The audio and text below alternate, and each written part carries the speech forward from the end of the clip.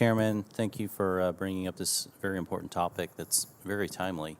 And thank you, Admiral, especially for your service and those in uniform behind you for what you do to protect and serve our country. It occurs to me that we're discussing this issue, but it seems to me like it's as much a system of some of the bigger issues we've seen at the Pentagon in regarding our stance just on the world stage, in the sense that, you know, I wish we were talking today about how advanced we are and how forward-thinking we've thought about this, and that we've invested in these new technologies, and that we're leading the world in it. And when we look at drones and drone incursions, but yet, for me, you know, I've considered that funding our defense is our number one constitutional duty in Congress. My biggest concerns have been that sometimes we are funding legacy systems that are outdated as opposed to investing into where the puck is going, so to speak. And while the funding for this is in lots of different buckets, my analysis, looking through a bunch of it seems like we're spending about $22 billion-ish in the last budget on fighter jets, and maybe $1 billion on drone and counter-drone technology together. May be off a bit because, again, it's in a lot of different pockets. But it's that concerns me in the sense of, you know, we're talking about military incursions over our base. We're talking about one drone coming and what we can or can't do about it. I think from the American taxpayer who's sitting at home going, we're spending $800 billion roughly on defense, and we can't shoot a drone down. It's just a frustrating experience because we want to think that we can do that. So, as has been mentioned, us needing to do our job to make sure that you have the capabilities to do it. But I would also wonder how much of this is a little bit of a reactive stance in command, being more concerned about CYA, so to speak, as opposed to protecting the assets and the intelligence and the information that is available on that base. You mentioned that you recently developed the SOP, I guess about a month ago. That was news to me. Could we get a copy of that sent to this committee? Yes, sir. I don't see a problem with that. I'll coordinate with Commander U.S. Northern Command. Okay, that would be much appreciated. And you know, we all remember the what I would call Biden's balloon blunder, where we had this balloon come across. We sat here and watched it for days.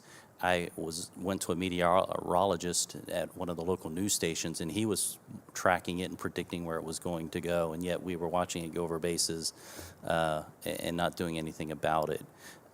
How much is this is just not the will to act versus legitimately you being prohibited legally from doing things?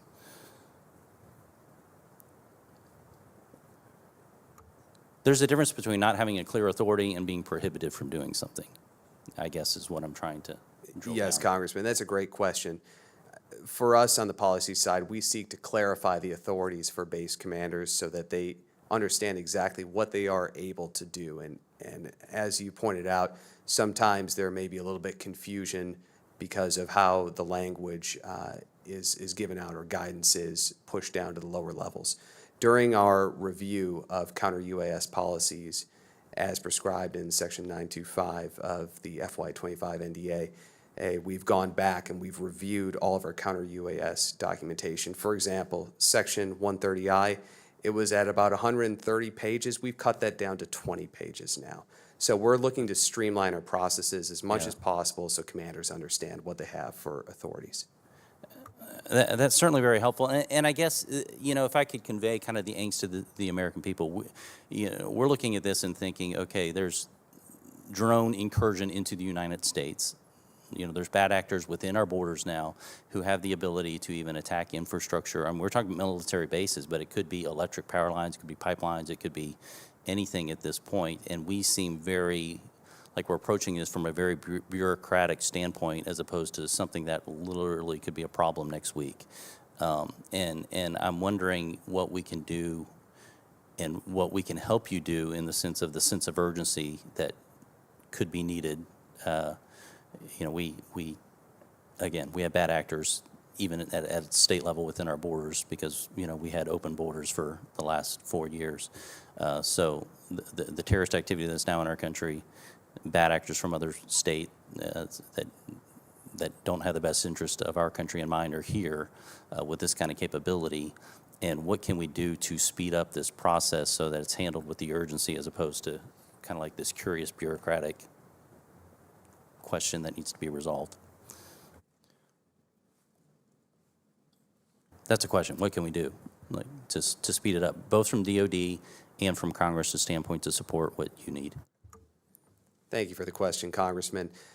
We have a legislative proposal working through the Pentagon right now, focused on 3 areas where we could improve Section 130I. In the Department's opinion, we don't want this provision to sunset. We want to make sure that the authorities continue forward. There is an expiration date on 130I authorities next year. We also want to expand the locations and missions covered under 130I. As we've discussed today, the bases are not all covered. Not all installations qualify as one of the 9 mission areas under 130I. So we'd like to expand that to cover all installations. And then we'd also like to facilitate data sharing, because right now data sharing from the DoD side is limited only in the pursuit of a legal case against a particular individual or group. We're not able to share data with our interagency partners to improve our tactics, techniques, or procedures. And to your point, Congressman, earlier about driving cost efficiencies, being able to share data to produce better technology would help us be more efficient with taxpayer money. Thank you for that. The gentleman's time's expired.